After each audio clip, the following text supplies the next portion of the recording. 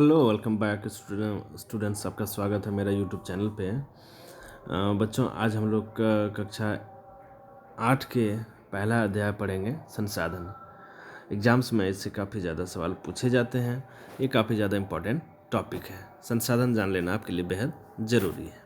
तो चलिए बिना समय गवाए हम लोग क्लास को स्टार्ट करते हैं। चैनल पे आप नए हैं तो चैनल को ज़रूर से ज़रूर सब्सक्राइब कर लें, बेल आइकन दबा दें। ठीक है, चलिए स्टार्ट करते हैं।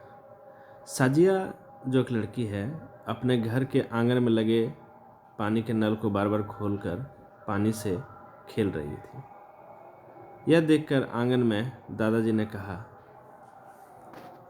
बेटा पानी बर्बाद मत करो, यह एक संसाधन है। साजिया सोचने लगी, संसाधन की। अक्सर ऐसा माहौल यदि आपके साथ हो तो आप क्या करेंगे? आप भी साजिया के जैसा सोचने लगेंगे कि आखिर संसाधन क्या है। तो संसाधन के बारे में हम लोग आज जानकारियाँ इकट्ठा करेंगे। चलिए, हमारे चारों ओर नज़र आने वाली वस्तुएं जो हमारे लिए उपयोगी होती हैं एवं हमारी बुनियादी आवश्यकताओं की पूर्ति करती है, संसाधन कहलाते हैं। जो भी हमारे चारों ओर वस्तुएं हैं जो काफ़ी उपयोगी हैं और हमारी ज़रूरतों को पूरा करती हैं, वो संसाधन कहलाती हैं। हम लोग कपड़े धोने एवं नहाने के लिए साबुन तथा पानी का प्रयोग करते हैं। घर से स्कूल जाने के लिए रिक्शा या मोटर गाड़ी, अध्ययन के लिए पाठ्य पुस्तक, खाने के लिए हरी सब्जियां एवं अनाज का उपयोग करते हैं। अतः ये सभी संसाधन हैं। जो भी हमारे यूज़ में आते हैं सभी संसाधन हैं। जैसे साबुन, पानी, रिक्शा, मोटर, पाठ्य पुस्तक, जो भी हरी सब्जियां इत्यादि का जिक्र हुआ है, सभी कोई संसाधन है। संसाधन शब्द अंग्रेजी के रिसोर्स शब्द का हिंदी रूपांतरण है। यानी हिंदी में संसाधन, अंग्रेजी में रिसोर्स कहते हैं। यह दो शब्दों से बना है। री का मतलब है पुनः, मतलब फिर से, और सोर्स का मतलब है साधन। इन दोनों के मिलने से रिसोर्स बना है, जो संसाधन का अंग्रेजी है। चलिए आगे हम लोग देखते हैं। पानी, साबुन, रिक्शा, मोटर गाड़ी, पाठ्य पुस्तक, सब्जी आदि सभी में एक जैसा क्या है? कोई भी वस्तु संसाधन बनती है जब उसका कोई मूल्य होता है। किसी भी वस्तु को संसाधन तभी कहेंगे जब उसका कोई मूल्य हो। मूल्य का अर्थ महत्व होता है।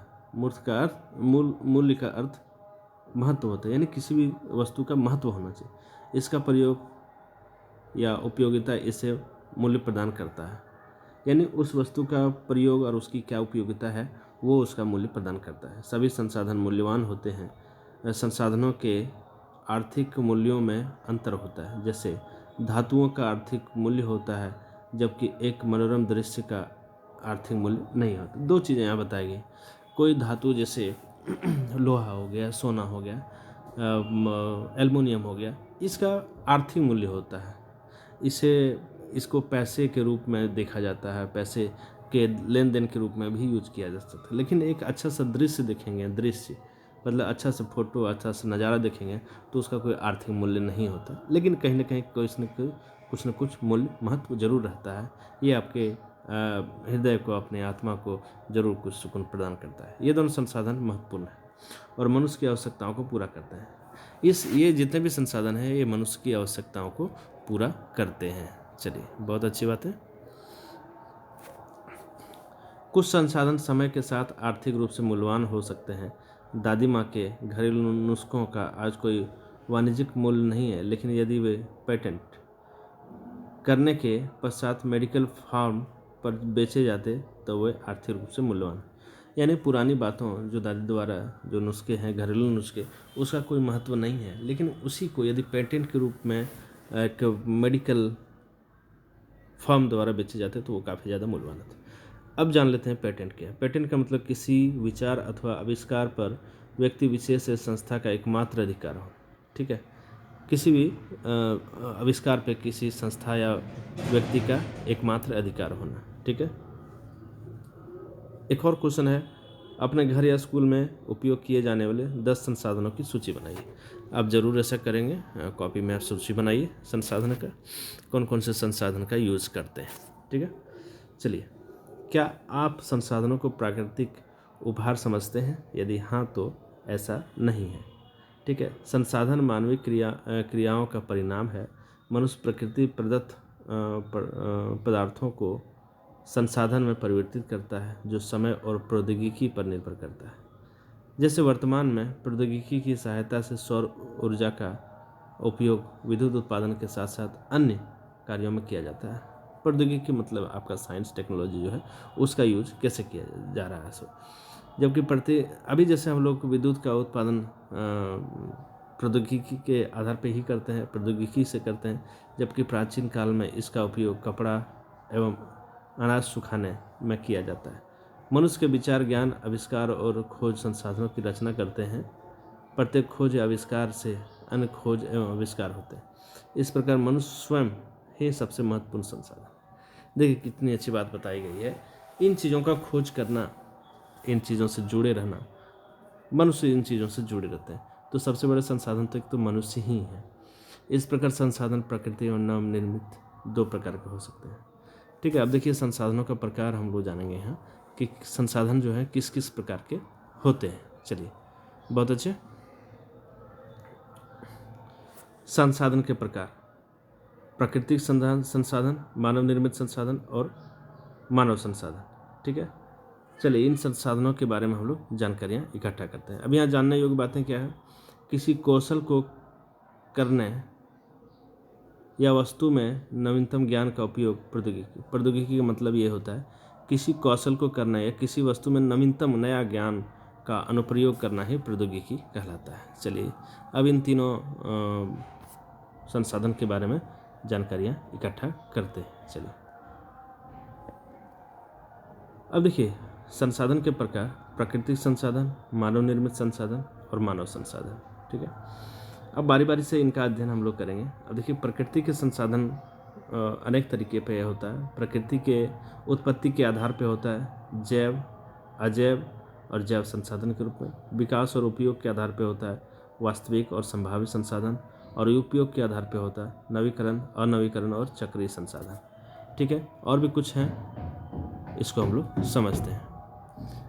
वितरण के आधार पर होता है सर्वव्यापक और स्थानीय संसाधन। चलिए तो इन सब चीज़ों के बारे में हम लोग जानकारियाँ इकट्ठा करते हैं। चलिए बहुत अच्छे।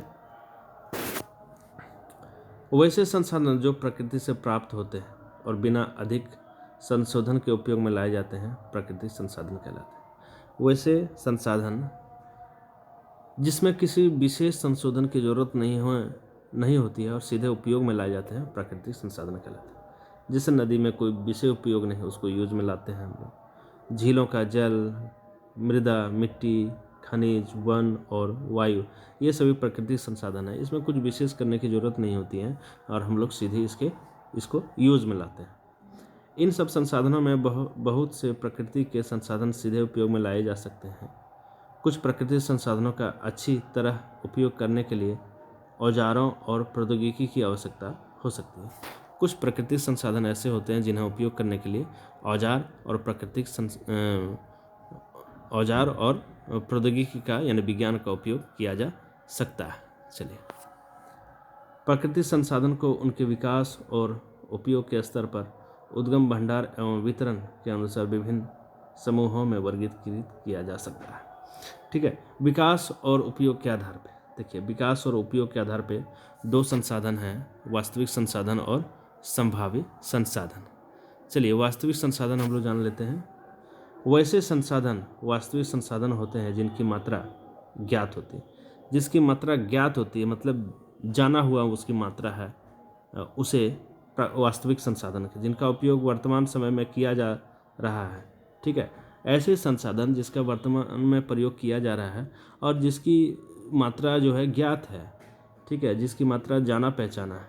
ठीक है, पश्चिम एशिया में खनिज तेल, तो खनिज तेल जो है वो खनिज भंडार जो है कितना है ये जाना जा सकता है।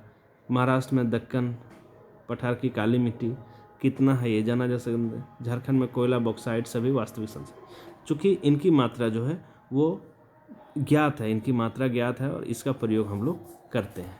तो ये सब हो गया वास्तविक संसाधन। ठीक है, चलिए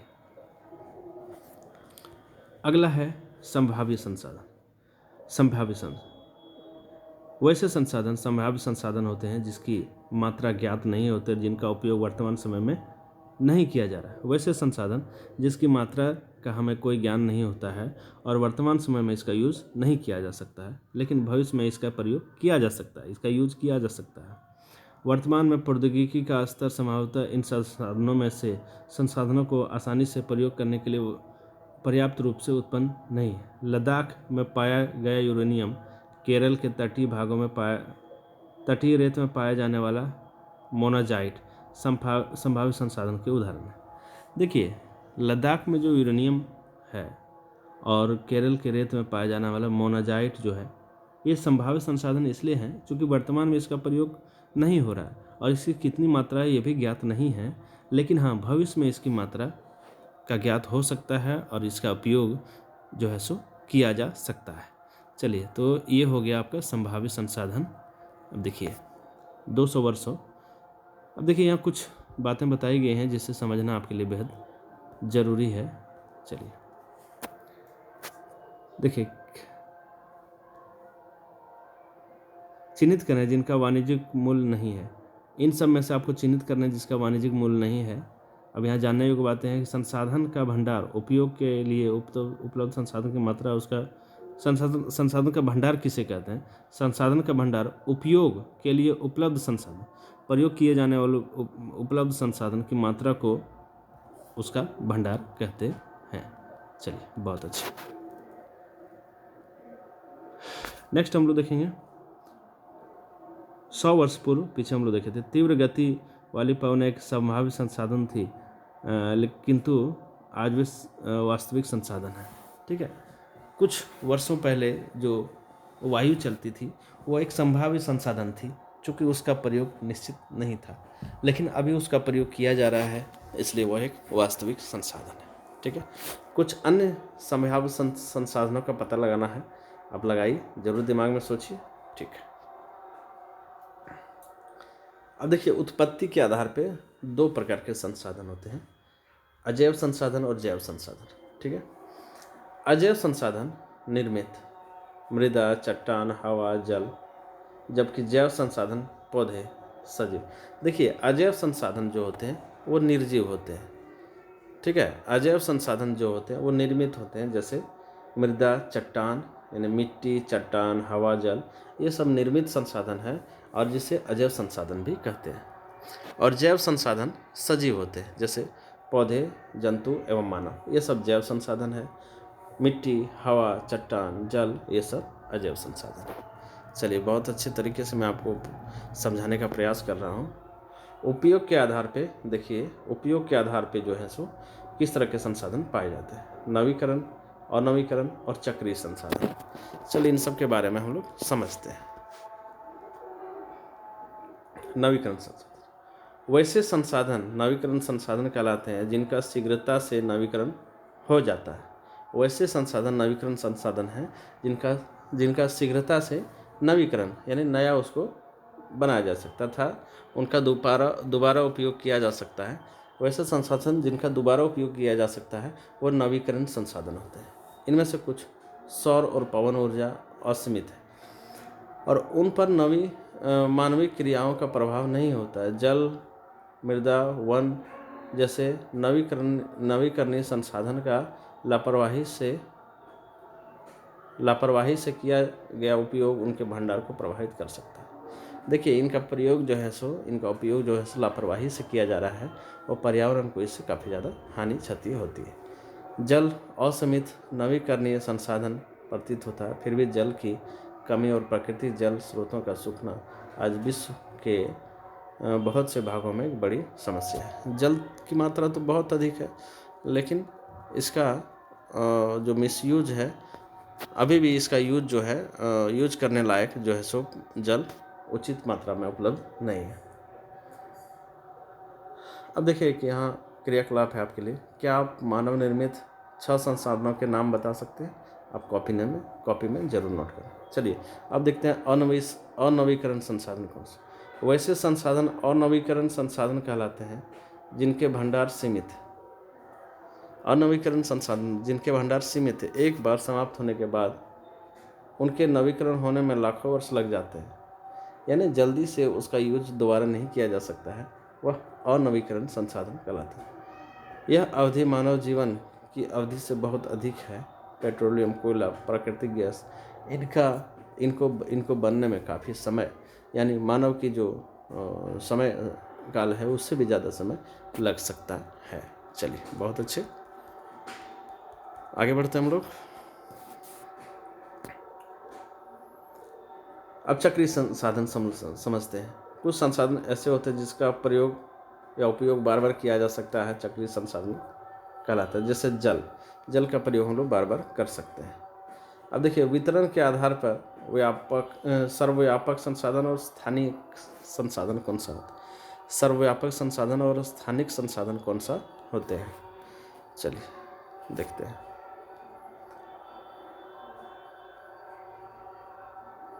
जो संसाधन सभी जगह पाए जाते हैं, जैसे वायु हमें सांस लेने के लिए, जिससे हम सांस लेते हैं, ये सर्वव्यापक संसाधन है। जो संसाधन सभी जगह पाए जाते हैं वो सर्वव्यापक संसाधन होता है। ठीक है। वैसे संसाधन जो निश्चित स्थानों पर ही पाए जाते हैं उसे स्थानिक संसाधन कहते हैं। सर्वव्यापक संसाधन हो गए जो सभी जगह पाए जाते हैं, और स्थानिक संसाधन हो गए जो निश्चित स्थान पर ही पाए जाते हैं। जैसे लोहा, अयस्क, तांबा, ये सब कहीं ना कहीं कोई ना कोई निश्चित जगह पर ही पाए जाते हैं। जबकि हवा सब जगह पाए जाते हैं, वो सर्वव्यापक संसाधन है। और तांबा, लोहा जो है कि किसी निश्चित जगह पर पाए जाते हैं, यह एक स्थानिक संसाधन है। पृथ्वी पर प्राकृतिक संसाधनों के वितरण में भिन्नता पाई जाती है। यह भिन्नता भूभाग, जलवायु और ऊंचाई जैसे अनेक भौतिक कारकों पर निर्भर करती है। तो इन सब चीज़ों पे निर्भर करती है। चलिए हम लोग आगे बढ़ते हैं, देखते हैं। यहाँ उदाहरण के तौर पे आप देख सकते हैं, यह सड़क जो है ये मानव निर्मित संसाधन है। और देखिए यहाँ भी रेलवे ट्रैक जो है मानव निर्मित संसाधन। चलिए, बहुत अच्छी बात है।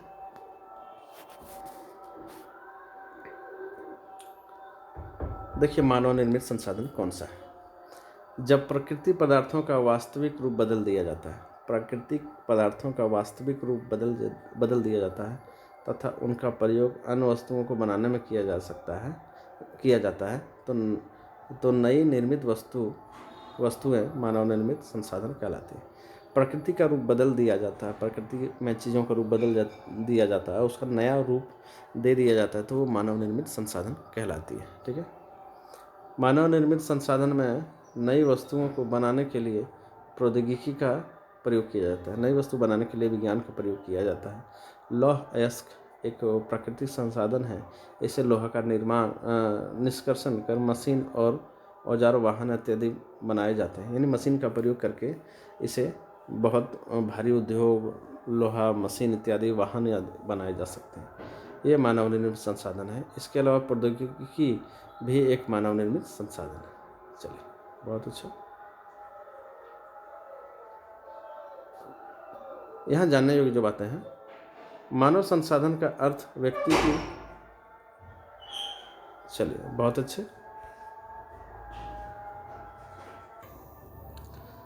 तो देखिए कैसे यहाँ कुछ जानने योग्य बातें दिया हुआ है। देखिए, मानव संसाधन का अर्थ व्यक्ति की संख्या के साथ साथ उनकी मानसिक और शारीरिक क्षमता से। ठीक है। मूलतः मनुष्य की योग्यताएं ही किसी भी भौतिक पदार्थ को मूल्यवान बनाने में सहायक होती है। तो ये कुछ जानने वाली बातें थी यहाँ। चलिए, अब हम लोग जानेंगे मानव संसाधन। ठीक है, मानव संसाधन को हम लोग जानेंगे। मानव स्वयं में एक संसाधन है। मानव को संसाधन उनकी संख्या, शारीरिक और मानसिक शक्ति बनाती है। ठीक है। मनुष्य जो है खुद संसाधन है, उन्हें संसाधन उनकी मानसिक और शारीरिक शक्ति बनाती है। शारीरिक और मानसिक शक्ति का विकास शिक्षा, तकनीक, स्वास्थ्य और कौशल की सहायता से होता है। शरीर और मानसिक विकास जो है वो तकनीक, स्वास्थ्य, कौशल और शिक्षा से होती है। इनकी सहायता से ही मनुष्य नई वस्तुओं का निर्माण करने के लायक होता है। उन्हें जानकारी, ज्ञान होता है, तभी वो नई वस्तुओं के निर्माण के लायक होते हैं। देश के युवाओं में कौशल विकास, प्रधानमंत्री कौशल विकास योजना 2016 से चलाई जा रही है। यह एक ऐसा योजना था जिसके अंतर्गत जो युवा हैं उनमें तकनीक, स्वास्थ्य, कौशल, शिक्षा आदि का विकास करना, जिससे वे नई तकनीक का विकास कर सके। अब देखिए संसाधन संरक्षण क्या है। हमारे जीवन में बढ़ती हुई आवश्यकताओं के कारण संसाधन का दोहन व्यापक स्तर पे हो रहा है। संसाधन का उपयोग भी बहुत अधिक हो रहा है। प्राकृतिक संसाधन कोयला, पेट्रोलियम अधिक उपयोग के कारण समाप्त हो सकता है। इनका अत्यधिक उपयोग हो रहा है जिसके कारण समाप्त हो सकते हैं। अतः संसाधनों का संरक्षण आवश्यक है। समझदारी पूर्वक उपयोग करना, उन्हें नवीकरण के लिए समय देना संसाधन संरक्षण कहलाता है। जो संसाधन उन्हें अच्छे तरीके से समझदारी पूर्वक प्रयोग करना और नवीकरण के लिए समय देना संसाधन संरक्षण कहलाता है। संरक्षण का अर्थ नहीं कि आवश्यकता के रहने पर भी उनका उपयोग न कर बचाया जाए। यानी आवश्यकता हो, ऐसा नहीं कि आवश्यकता हो और उसका प्रयोग नहीं किया जाए। आवश्यकता के अनुसार उसका प्रयोग करिए, उसे बचाइए। संसाधनों का उपयोग करने की आवश्यकता और भविष्य के लिए उनके संरक्षण में संतुलन बनाए रखना सतत पोषणीय विकास कहलाता है। देखिए उसका प्रयोग भी करना और भविष्य में उसे बचा करके भी रखना सतत पोषणीय विकास कहलाता है। ठीक है, एक और पॉइंट यहाँ देख लीजिए। संसाधन भूगोल का जनक जिमरमैन को कहा जाता है। ठीक है, चलिए इसके आगे भी हम लोग कुछ पॉइंट्स जो हैं उसे देख लेते हैं, समझ लेते हैं। इस संसाधनों के संरक्षण के अनेक तरीके। प्रत्येक व्यक्ति उपभोग को कम करके वस्तु के पुनर्चक्रण और पुनः उपयोग के लिए संरक्षण में अपना योगदान दे सकते। यानी वस्तु के उपभोग में भी थोड़ा कमी कर करके उसे संरक्षित किया जा सकता है। हमारे पृथ्वी और इस पर निवास करने वाले लोगों का भविष्य पेड़ पौधों और पारितंत्र की सुरक्षा और संरक्षण से जुड़ा है। अब हमें सुरक्षित करना हमारा कर्तव्य है। यानी जो भी हमारा प्राकृतिक चीज़ें हैं उन्हें सुरक्षित रखना हमारा कर्तव्य है। सभी नवीकरणीय संसाधनों का उपयोग सतत पोषणीय है। प्रकृति पर जीवन की विविधता संरक्षित की जाए। प्राकृतिक पर्यावरणीय तंत्र की हानि को कम से कम किया जाए। ठीक है, संसाधनों का सही ढंग से उपयोग ताकि वर्तमान पीढ़ी अपनी आवश्यकताओं की पूर्ति कर सकते हैं, लेकिन भावी पीढ़ी की आवश्यकताएं पूरी भी हो सकती है। ऐसा यूज करना कि अभी आप कर रहे हैं वर्तमान में और आगे फिर भविष्य में आपके बच्चे भी यूज कर सकते हैं। सतत विकास की अवधारणा मूल रूप में 1992 में पृथ्वी सम्मेलन में आया है। ठीक है, सतत पोषणीय विकास के कुछ सिद्धांत जिस पर ध्यान देने की आवश्यकता है। मानव जीवन की गुणवत्ता को बढ़ाना, पृथ्वी की जैव विविधता का संरक्षण करना। तो इन सारे पॉइंट्स को भी समझना आपके लिए बेहद जरूरी है। चलिए देखिए, प्राकृतिक संसाधनों का सदुपयोग करना। ठीक है, सांस्कृतिक विविधता का संरक्षण, संसाधनों का पुनः उपयोग, पर्यावरण के प्रति व्यक्तिगत व्यवहार और अभ्यास में परिवर्तन, इन सब चीज़ों पे भी ध्यान रखना जरूरी है। समुदायों को अपने पर्यावरण की देखभाल करने योग्य बनाना, इन सब चीज़ों को याद रखना, समझना आपके लिए जरूरी है। ये कुछ वर्ड्स दिए हुए हैं जिसका कि इंग्लिश आपको जान लेना, समझ लेना जरूरी है। ठीक है, ठीक है, ये कुछ देखिए दिए हुए हैं। संसाधन जैसे रिसोर्स, पैटर्न, पॉसिबल मैंने संभाव्य, अबायोटिक मैंने अजैविक, अनवीकरण, नॉन रिन्यूएबल जो है, ये सारे कुछ वर्ड्स हैं, इसको आपके दिमाग में रखना जरूरी है। So thanks for watching. Channel को सब्सक्राइब जरूर से जरूर कर लेना।